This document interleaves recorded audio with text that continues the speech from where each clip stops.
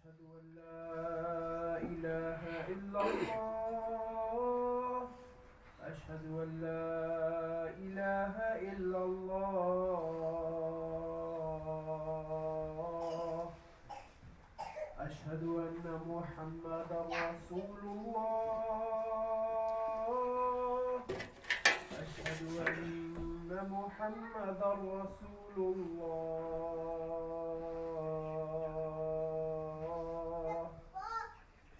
حي على الصلاة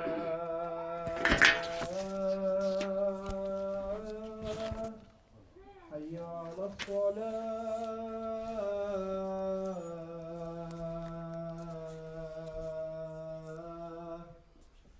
حي على الفلاح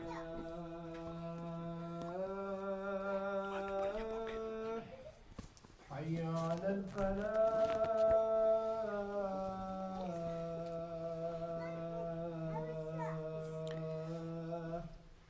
الله أكبر الله أكبر لا إله إلا الله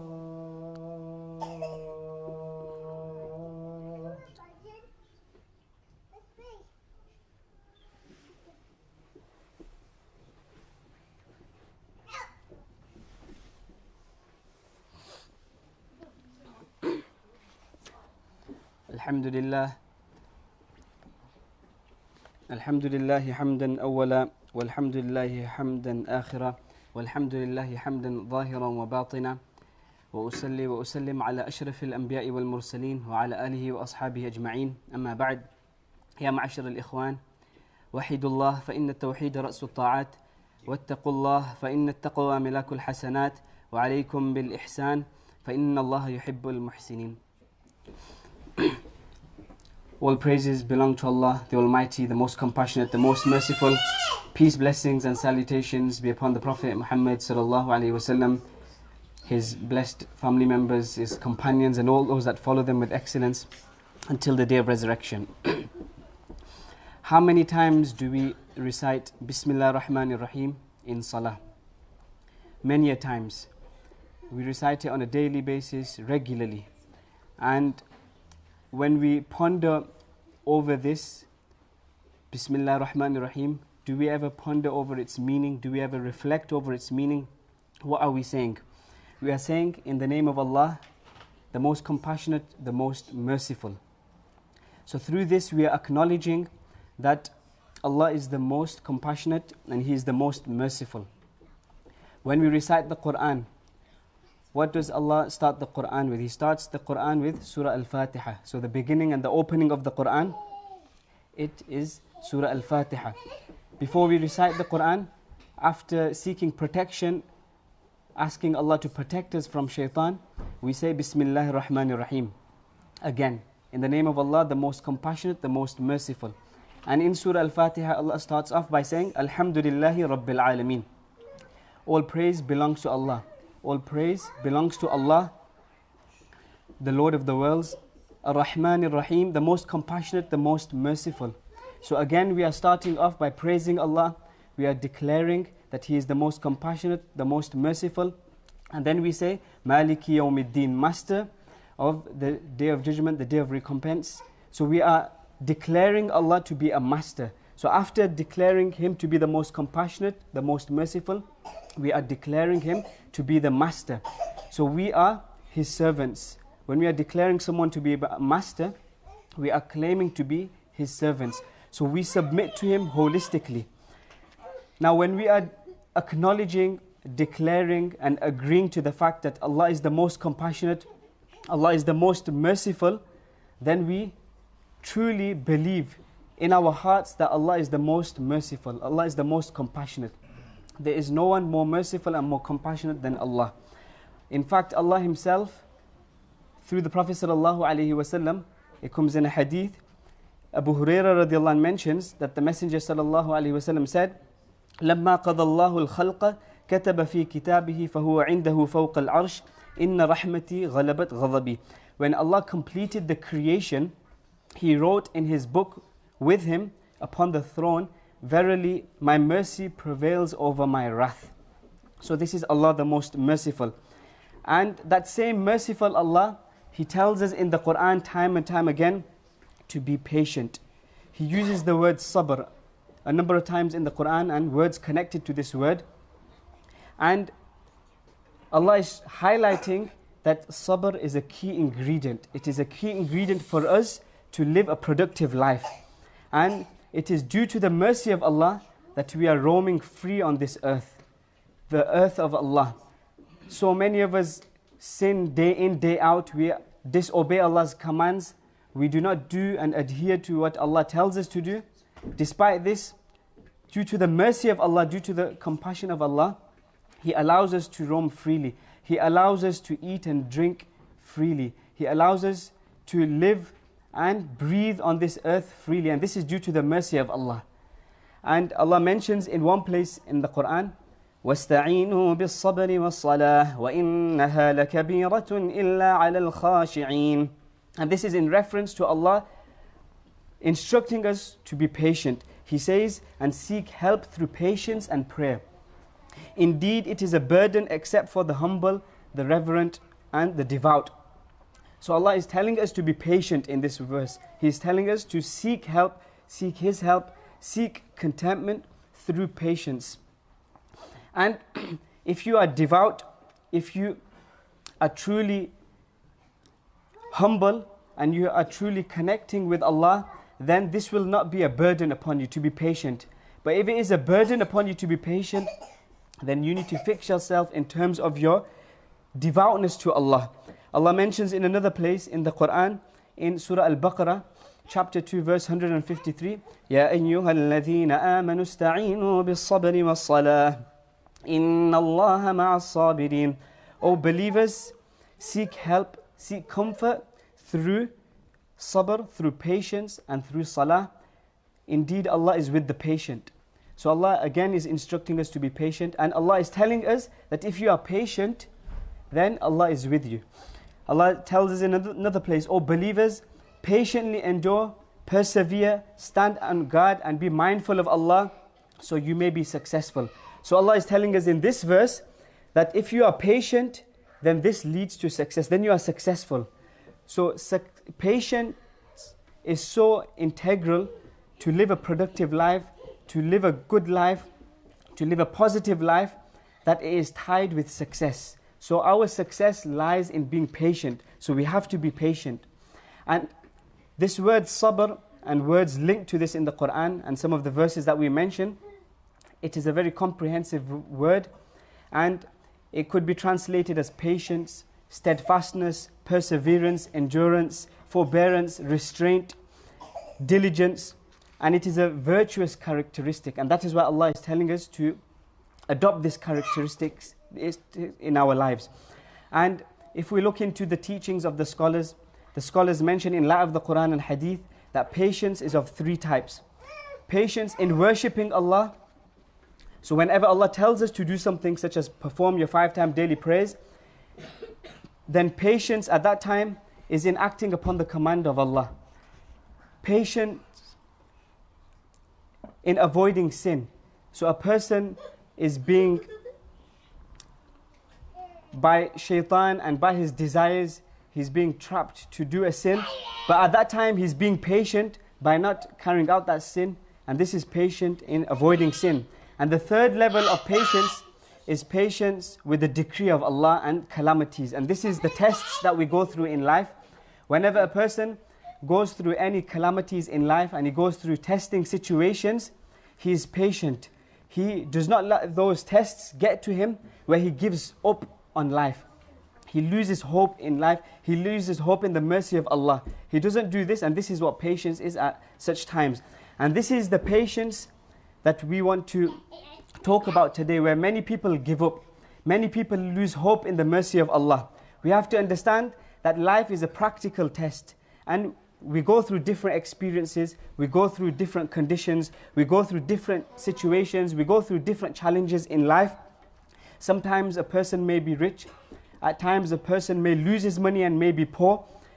Take the example of an exam in life, where a person is sitting an exam in school, in college, in university, or thereafter. And the questions that he is asked, they will not all be easy. Some will be hard, some will be easy, some will be mediocre. There's all type of questions. Likewise, in life as well, which is a practical test, we'll go through all type of testing times. We may go through easy tests, we may go through difficult tests, we may go through mediocre tests. And this is just the life which is a practical test for us. And Allah tells us in the Quran, such as in Surah Mulk, verse number 2, that you will be tested. Allah wants to see how many of us are doing good actions. And Allah mentions in another place in the Quran as well that, do people think أَحَسِبَ النَّاسَ أَن يُتْرَكُوا أَن يَقُولُوا آمَنَّا وَهُمْ لَا يُفْتَنُونَ, that you will be left just to say that we believe and that is it? No, Allah will test us. Allah will test us. Allah will make us go through testing times. We have to understand, generally speaking, there are three places. One is this world, which is full of tests. The second place is the grave, where a person will be in a state of peace if he acted upon the commands of Allah and he kept Allah happy in this life. And the third place is the hereafter, where a person will be blessed with Jannah if he did good and he acted upon the commands of Allah. And Allah puts us through these tests and through these problems to see if we are patient. And sometimes these tests get to us on such a level that we give up on life, we give up on the hope of Allah, the mercy of Allah, and this is not what we ought to be doing. Because we have to understand that Allah, He has the full picture. We just know the pixel, but Allah has the full picture. And we have to have a good opinion of Allah and whatever He makes us go through, because He knows us best. He knows everything better than anyone else, than anything else. And like the saying goes, that hope for the best and expect the unexpected. In life we have to hope for the best at all times, but we also have to expect the unexpected as well. We have to expect that we will go through testing times, and this is the time when we be patient. And we have many people that ask the question that if Allah is so merciful, then why does He make us suffer? Why is suffering going on around the world? Why are many countries going through a state of crisis? So the short answer to this is that the gain is hidden in the hardship. The gain is hidden in the hardship. And let's understand this through an example.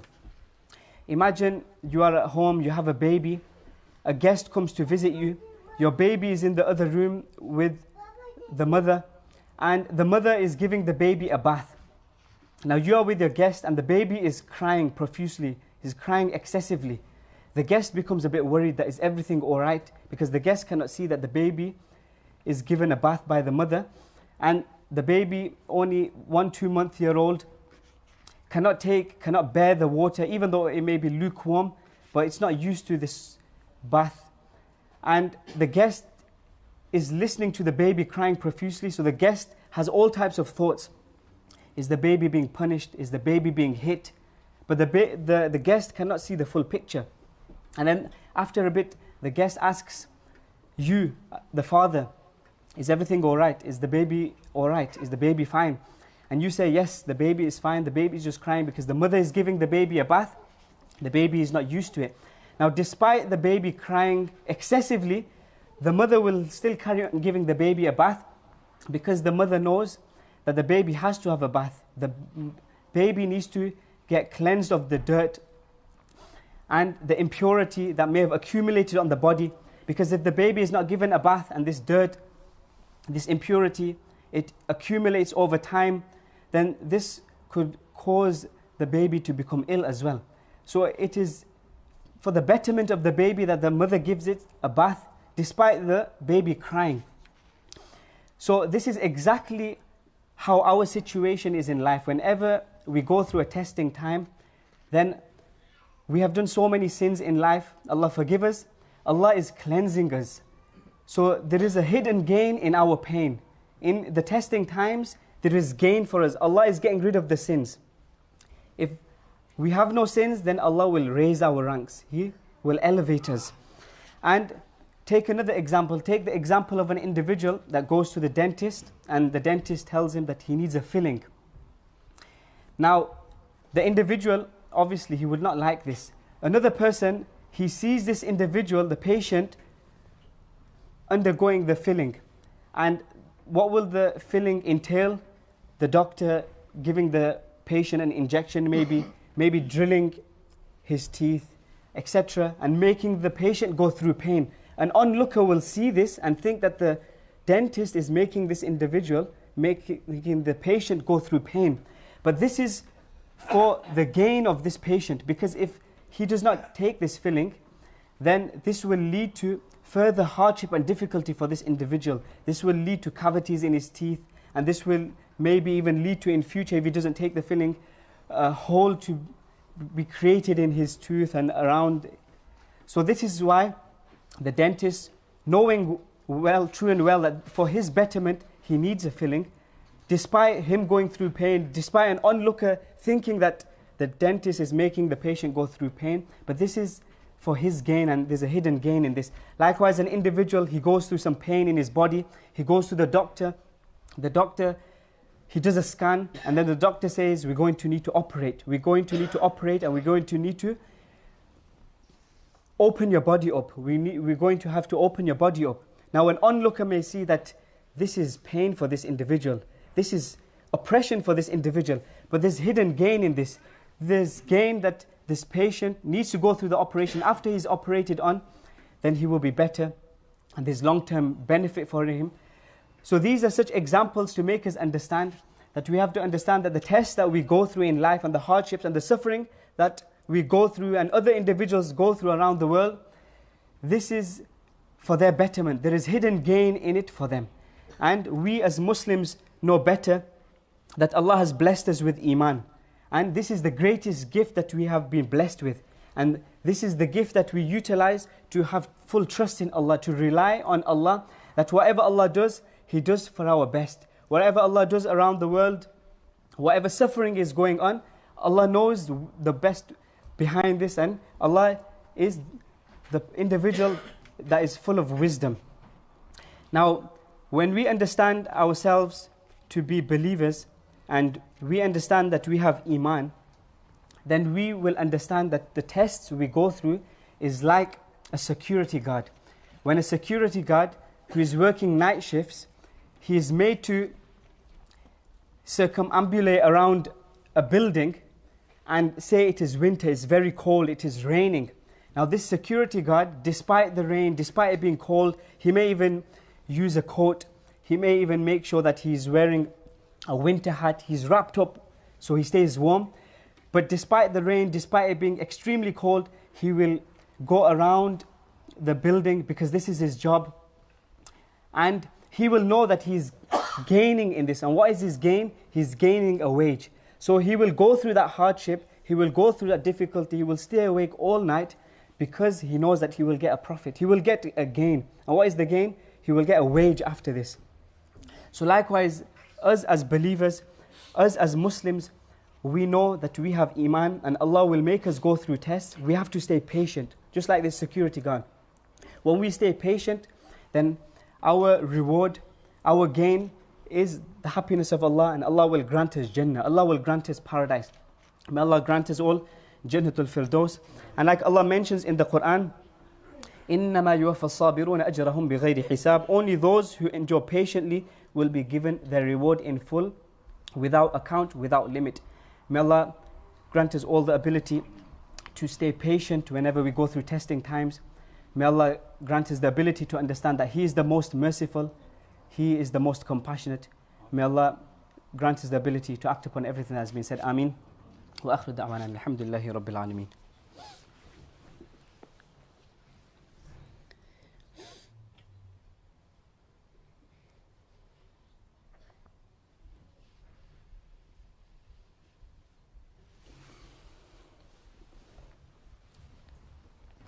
الحمد لله نحمده ونستعينه ونستغفره ونؤمن به ونتوكل عليه ونعوذ بالله من شرور أنفسنا ومن سيئات أعمالنا من يهده الله فلا مضل له ومن يضله فلا هادي له ونشهد أن لا إله إلا الله وحده لا شريك له ونشهد أن سيدنا وسندنا ومولانا محمد عبده ورسوله أما بعد أعوذ بالله من الشيطان الرجيم إن الله وملائكته يصلون على النبي يا أيها الذين آمنوا صلوا عليه وسلموا تسليما اللهم صل على محمد بعدد من قعد وقام، وصل على محمد بعدد من صلى وصام، وصل على جميع الملائكة والمقربين والأنبياء والمرسلين والخلفاء الراشدين، خصوصا على خير البشر بعد الأنبياء بالتحقيق أمير المؤمنين أبي بكر الصديق رضي الله تعالى عنه، وعلى مزين المنبر والمحراب أمير المؤمنين عمر بن الخطاب رضي الله تعالى عنه، وعلى كامل الحياء والإيمان أمير المؤمنين عثمان بن عفان رضي الله تعالى عنه، وعلى مظهر العجائب والغرائب أمير المؤمنين علي بن أبي طالب كرم الله وجهه، وعلى سائر المهاجرين والأنصار والتابعين الأخيار إلى يوم القرار. اللهم انصر الإسلام والمسلمين، اللهم انصر المسلمين في كل مكان، اللهم وفقنا لما تحب وترضى، اللهم اجعلنا من عبادك الصالحين، اللهم اجعلنا من عبادك المنتخبين الغر المحجلين الوفد المتقبلين، اللهم إنا نسألك الجنة ونعوذ بك من النار. عباد الله رحمكم الله، إن الله يأمر بالعدل والإحسان وإيتاء ذي القربى وينهى عن الفحشاء والمنكر والبغي، يعظكم لعلكم تذكرون. أقيموا الصلاة.